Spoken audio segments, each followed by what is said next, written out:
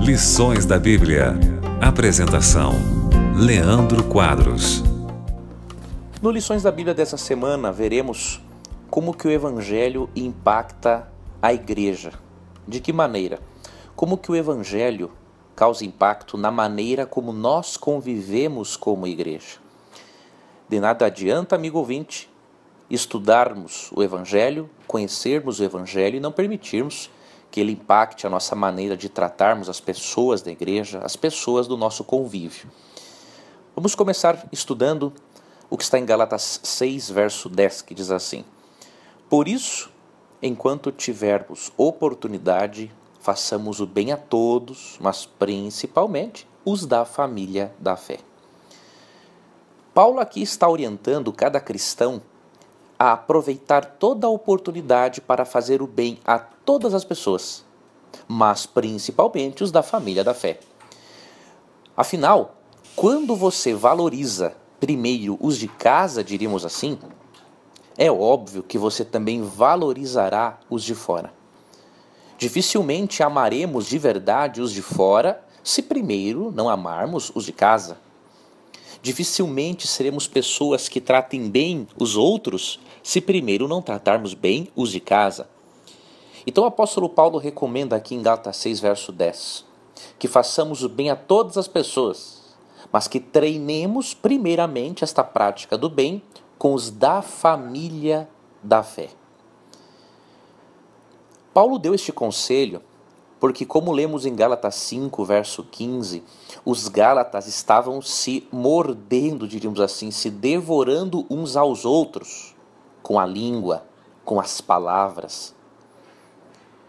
E o apóstolo Paulo deu essas orientações para mostrar que a igreja, ao invés de ser um lugar onde as pessoas tenham inveja umas das outras, façam fofocas, a igreja tem que ser um lugar onde o Espírito Santo atue em cada crente, colocando cada crente em harmonia com os outros. Isso não significa que vamos concordar em tudo, mas o fato de discordarmos de algumas coisas não significa também que viveremos brigando em desunião, dando um mau exemplo para a sociedade em que vivemos. Quando nós entendemos de verdade a doutrina da salvação pela graça, nós nos tornamos humildes e passamos a ser mais pacientes, compreensivos com as pessoas, passamos a tratar as pessoas da forma como gostaríamos que Deus nos tratasse quando pecamos. Por isso, quem trata mal um irmão na fé é uma das evidências de que ele não conhece ainda o plano de salvação. Pois quando conhecemos o plano de salvação, temos a noção de que naturalmente, ou seja, na nossa natureza, somos iguais. E vamos querer tratar as pessoas assim como queremos que Deus nos trate por termos pecado contra Ele. Que Deus nos ajude a cumprirmos com o nosso papel para o fortalecimento da igreja, para o apoio aos irmãos. Nessa semana estudaremos sobre isso e vamos aprender muitas coisas importantes. Um forte abraço e até o nosso próximo estudo. Você ouviu Lições da Bíblia. Apresentação: Leandro Quadros.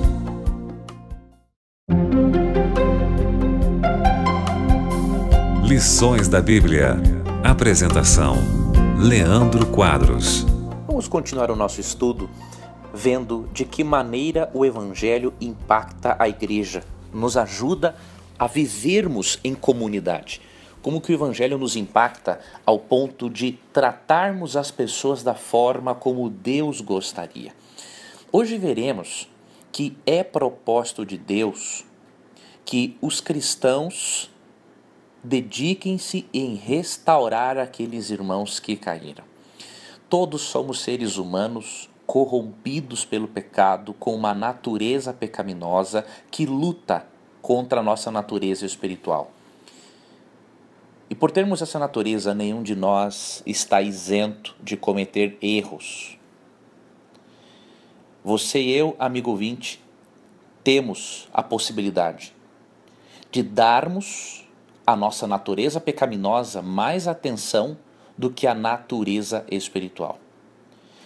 E quando um irmão cai, como que devemos tratar a este irmão? Gálatas 6, verso 1 diz: Irmãos, se alguém for surpreendido em alguma falta, vós que sois espirituais, corrigiu com espírito de brandura, e guarda-te para que não sejas também tentado. Esse texto é totalmente oposto da atitude de muitos que se dizem cristãos quando veem um irmão cair. Ao invés de seguir o conselho de Gálatas 6, verso 1, de corrigir com espírito de brandura e guardar-se também para não ser tentado, muitas pessoas fazem fofocas, falam mal dos outros. Com certeza, todo fofoqueiro que não se arrepender terá sua língua queimada no fogo do inferno, juntamente com seu corpo, quando Jesus voltar. Por isso, o papel do verdadeiro cristão não é ser fofoqueiro, não é falar mal dos outros, não é espalhar notícias. O papel do cristão é restaurar e ter humildade suficiente para saber que por ter uma natureza pecaminosa como a outra pessoa, esse cristão também pode cair. E obviamente que se esse cristão compreender que ele precisa tratar as pessoas assim como ele gostaria de ser tratado, esse cristão vai compreender a essência de toda a Bíblia. Jesus disse em Mateus capítulo 7, verso 12, que não fazer para os outros aquilo que não queríamos que fizessem para nós mesmos. Jesus disse que aquilo que fazemos, que gostaríamos que fizessem a nós, devemos fazer aos outros. Essa é a essência de toda a lei de Moisés e dos profetas. Se nós ainda não compreendemos isto, amigo ouvinte, o nosso estudo bíblico está errado, a nossa vida religiosa ainda é uma farsa. Que Deus ajude a você e a mim a seguirmos as instruções de Cristo para solucionarmos os problemas na nossa igreja. Em Mateus 18, 15 a 17, Jesus diz que se o irmão pecar contra nós, devemos primeiramente conversar apenas com ele. Devemos resolver nossas pendências, nossos problemas diretamente com a pessoa, ao invés de ficar falando mal da outra pessoa.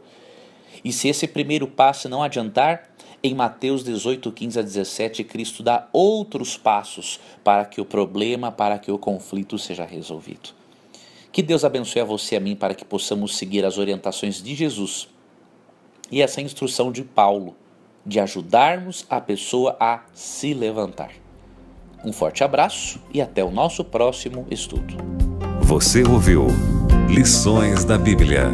Apresentação: Leandro Quadros.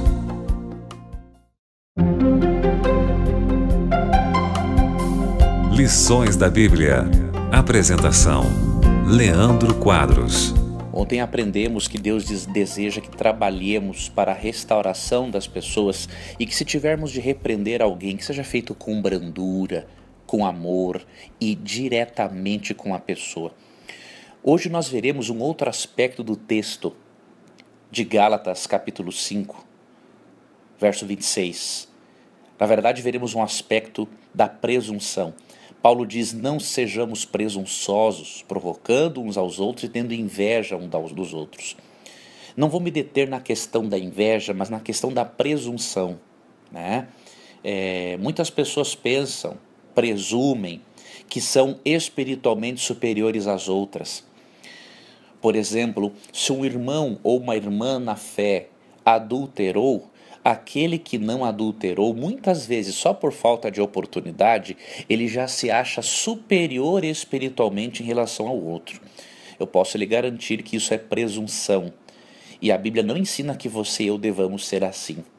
Nós não devemos nos sentirmos superiores espiritualmente àqueles que erraram, mas devemos restaurá-los, porque um dia nós podemos estar na mesma situação e também gostaríamos de receber apoio e restauração dos irmãos na fé. É por isso que Paulo também diz em 1 Coríntios 10, 12 o seguinte: aquele, pois, que pensa em estar em pé, veja que não caia. Isso significa que há a possibilidade de cair. Tanto que o apóstolo Pedro, em Mateus 26, 34, mesmo sendo um apóstolo de Jesus, caiu feio, ao ponto de negar ao próprio Salvador. E em 2 Samuel 12, 1-7, o rei Davi, que havia sido o homem segundo o coração de Deus, pratica um adultério terrível, porque envolveu mais do que adultério, envolveu o assassinato de Urias, marido legítimo de Batseba. Então, amigo ouvinte, esses exemplos bíblicos e também os exemplos que temos no dia a dia nos mostram que nós não temos motivo algum para sermos presunçosos, orgulhosos, arrogantes. Todos temos a mesma natureza pecaminosa e sem o poder do Espírito Santo para refrear essa natureza, nós podemos fazer qualquer coisa ruim, porque a nossa natureza tem essa tendência. Quando temos consciência do que realmente nós somos, nós não somos orgulhosos, não somos presunçosos. Quando temos a consciência da capacidade que temos de fazer o mal, se não estivermos com Cristo, nunca iremos nos justificar. E além disso, se tivermos consciência do quanto somos pecadores, nunca iremos deixar de ser solidários, de ter compaixão para com aqueles que erram. Afinal, vamos querer tratar as pessoas da forma como gostaríamos de ser tratados, caso tivéssemos praticado o mesmo erro. Que Deus dê esse caráter humilde e não presunçoso e amoroso, que Deus dê esse tipo de caráter a você e a mim neste momento. Um abraço carinhoso e até amanhã em mais um programa Lições da Bíblia. Você ouviu Lições da Bíblia. Apresentação: Leandro Quadros.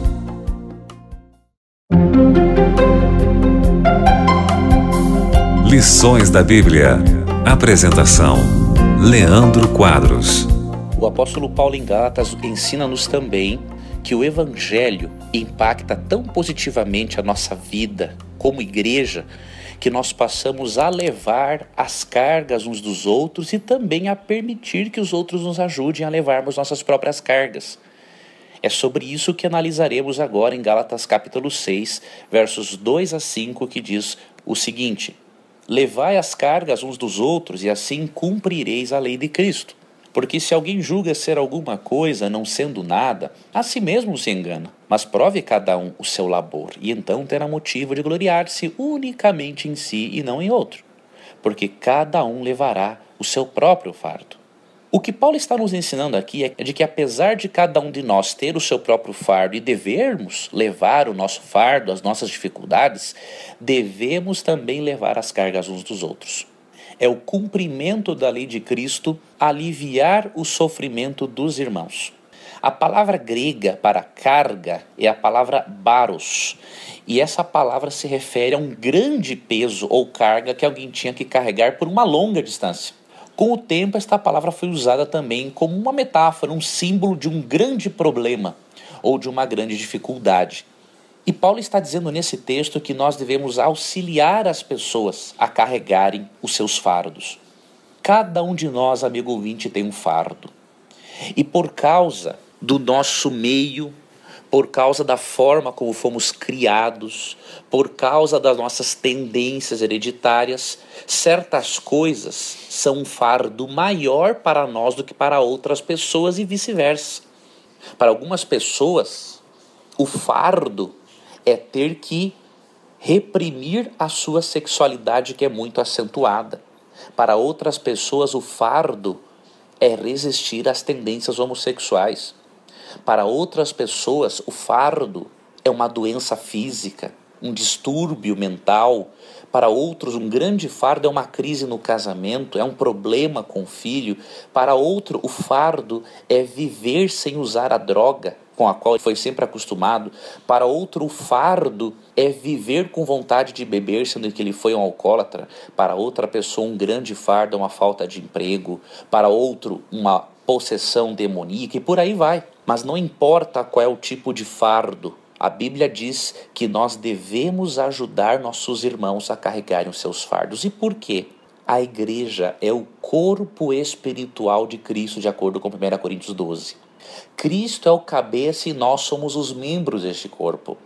E um membro do corpo contribui para que os outros vivam. Por exemplo, já pensou, amigo ouvinte, o que seria da sua perna se a mão decidisse não mais levar o alimento até a boca? Já pensou o que seria da sua mão se a boca decidisse não mais mastigar o alimento? Assim como cada membro do nosso corpo contribui para o bem-estar do corpo, cada pessoa na igreja, cada membro do corpo espiritual de Cristo deve contribuir para o bem-estar do outro. É por isso que devemos levar as cargas, os fardos uns dos outros, porque é plano de Cristo que os membros do seu corpo espiritual ajudem, apoiem mutuamente uns aos outros.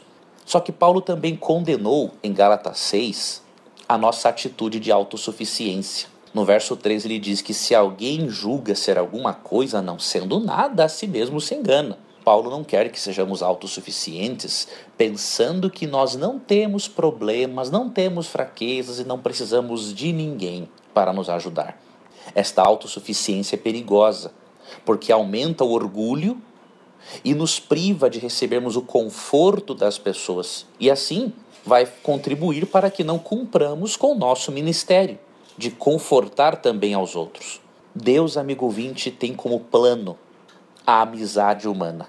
A amizade humana, como bem disse o teólogo John Stott, a amizade humana na qual levamos as cargas uns dos outros faz parte do propósito de Deus para o seu povo. Veja, por exemplo, 2 Coríntios 7, verso 6. Paulo disse: porém Deus, que conforta os abatidos, nos consolou com a chegada de Tito. Perceba, Deus pode usar amigos, pessoas, para confortar as outras. E é por isso que a amizade cristã, o convívio na igreja, o apoio mútuo fazem parte do plano de Deus. E que você e eu cumpramos com o plano de Deus para que sejamos mais felizes e contribuamos para que outras pessoas também sejam felizes. Que Deus guarde os seus passos, um abraço carinhoso e até amanhã em mais um programa Lições da Bíblia. Você ouviu Lições da Bíblia. Apresentação: Leandro Quadros.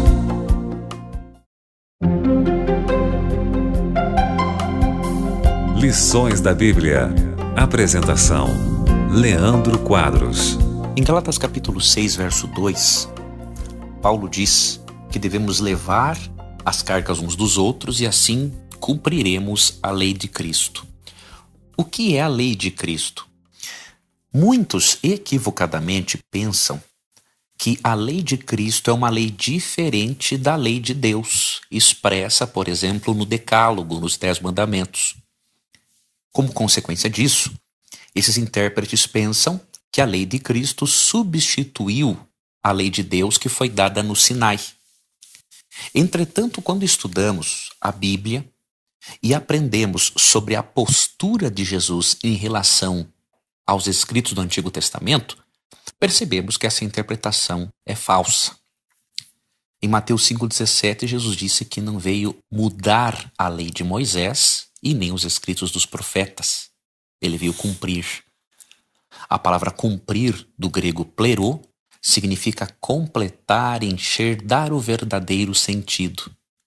O que Cristo veio fazer com o Antigo Testamento, incluindo as leis, foi dar o verdadeiro sentido, ampliar o significado. Portanto, Cristo não veio abolir a lei.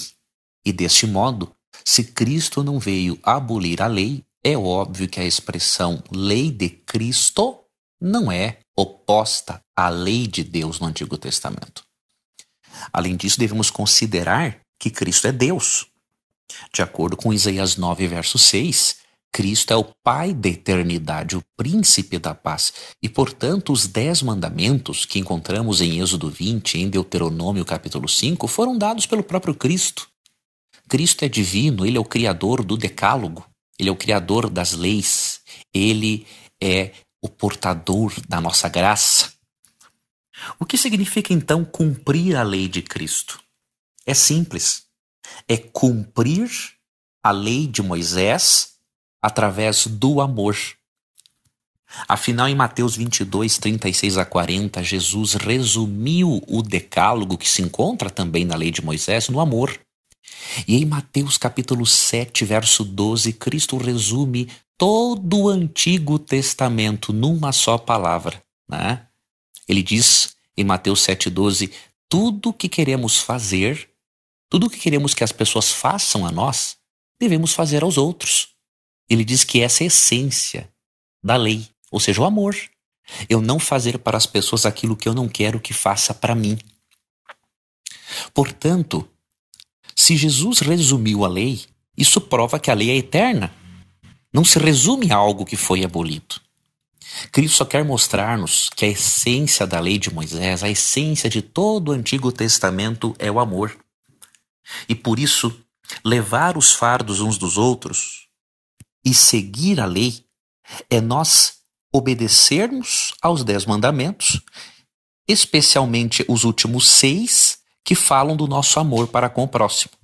Falo especialmente neste contexto, porque os primeiros 4 mandamentos são muito importantes, e os primeiros, na verdade, porque falam do nosso amor para com Deus. Mas no contexto de Gálatas, Paulo está nos incentivando a obedecermos à lei de Cristo, ou seja, a amarmos as pessoas, expressando este amor através da obediência aos últimos 6 mandamentos, que mostram a maneira como devemos amar e nos relacionarmos com o próximo. Eu agradeço, amigo ouvinte, por sua companhia. Espero que este estudo continue lhe ajudando a ter uma compreensão correta da graça de Jesus na carta aos Gálatas, mas também uma compreensão correta do papel da lei na vida do cristão, não como um meio de justificação ou de perdão, mas como o resultado de um coração transformado que quer amar a Deus e também amar ao próximo. Um forte abraço, Deus abençoe e até amanhã. Você ouviu Lições da Bíblia. Apresentação: Leandro Quadros.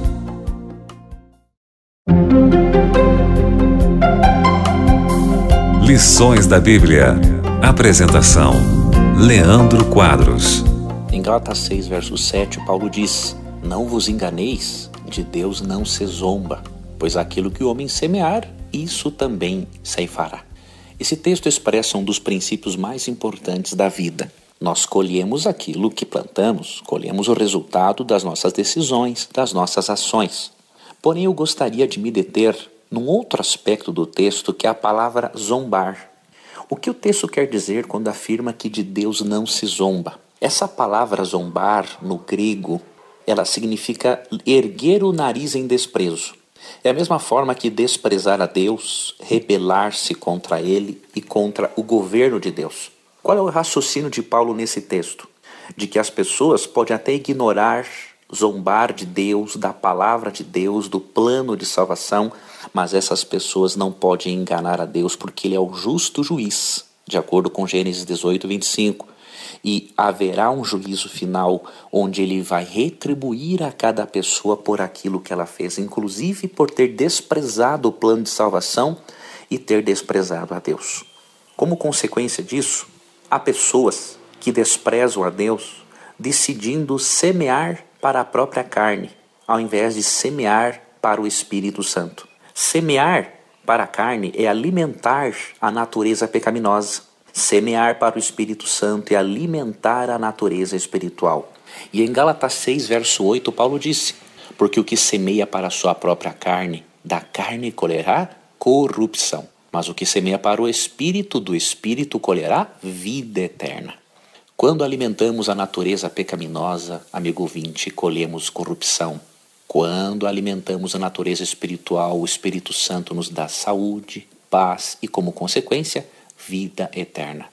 Precisamos da ajuda de Deus para tomarmos as decisões corretas e colhermos para o Espírito Santo e não para a nossa natureza pecaminosa. Além disso, percebemos no texto bíblico, na palavra de Deus, que o Criador sempre está disposto a nos ajudar caso em certos momentos não consigamos sempre colher para o Espírito Santo. Nós temos uma natureza pecaminosa, amigo ouvinte, e damos muitos bolas fora. Agora, Mesmo que tenhamos consequências ruins, pode acontecer de Deus não permitir que todas as consequências sobrevenham a nós. Muitas vezes Deus permite, óbvio, as consequências porque elas são instrumentos dele para nos educar. Mas pode acontecer de Deus, na sua misericórdia, permitir que parte das consequências venham a nossas vidas. E se Deus, amigo ouvinte, não fizesse isso, se colhêssemos todos os resultados daquilo que já fizemos, com certeza já não estaríamos mais aqui.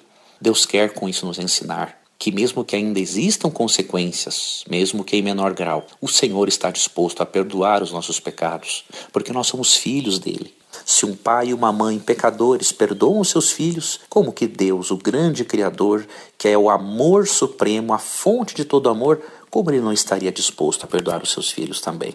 Portanto, amigo ouvinte, colha sempre para o Espírito Santo. Tenha isso como meta. Mas quando você não conseguir, aproprie-se pela fé do perdão de Jesus e siga adiante. Como bem diz 1 João 2, 1 e 2, filhinhos, essas coisas vos escrevo para que não pequeis. Se todavia alguém pecar, temos um advogado junto ao Pai, Jesus Cristo, o justo. Aguardo a você no programa de amanhã. Um forte abraço. Até lá. Você ouviu Lições da Bíblia. Apresentação: Leandro Quadros.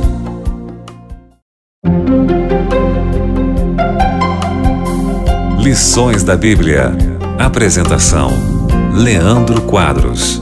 Ao finalizarmos o estudo dessa semana, veremos que o apóstolo Paulo, na sua carta aos Gálatas, quando nos ensinou de que maneira a igreja deve se portar no mundo, na sociedade, de que maneira devemos conviver entre igreja, ele nos mostra que Deus universalizou o amor. Deus deseja que nós expressemos o amor a todas as pessoas. Em Gálatas 6, verso 10, ele diz: portanto, enquanto temos oportunidade, façamos o bem a todos, especialmente aos irmãos, aos da família da fé. Perceba que apesar de Paulo mostrar que devemos priorizar aos irmãos da fé, ele diz que mesmo priorizando aos irmãos na fé, devemos fazer o bem, devemos ajudar todas as pessoas. A humanidade se encontra num profundo sofrimento e num grande caos moral após a entrada do pecado no nosso planeta.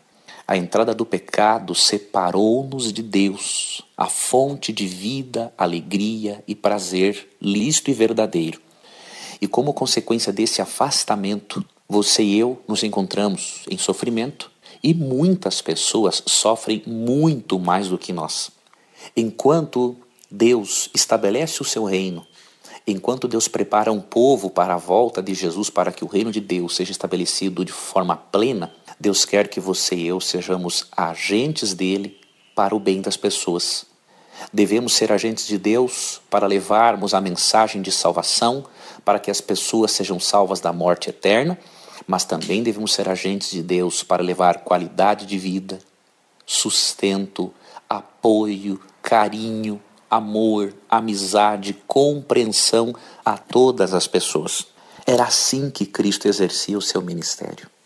Cristo ensinava a salvação, mas ele também mostrava às pessoas que elas poderiam começar a ter qualidade de vida na presente vida. É por isso que ele disse em João 10, verso 10, eu vim para que tenham vida e tenham em abundância.